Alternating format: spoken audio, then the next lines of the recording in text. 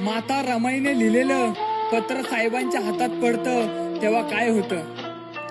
आवडलं तर लाईक करा, कमेंट करा. रामूच्या हातून पत्र गेलं बा भीमाला, छातीवरती कोसळला तो संकटाचा भाला. पत्राच्या द्वारे साहेबांना एक कळविण्यात आले, माझ्या पोटी आपल्या बाळ गंगाधरचा जन्म झाला. पण तो गंगाधर बिना पाण्याचा सोडून गेला. पण शिका साहेब तुम्ही माझी काळजी नका घेऊ, पण तो आपला गंगाधर आपल्याला सोडून गेला. पण त्या हातामधलं पुस्तक तुम्ही खाली नका ठेवू. माझ्या साहेबांच्या डोळ्यातून अश्रू गळू लागले, या समाजाच्या साठी दिवस रात्र साहेब जागले. हे हातामधलं पुस्तक त्यांनी खाली नाही ठेवलं, म्हणून या समाजाचे लेकर स्वाभिमानाने जगले.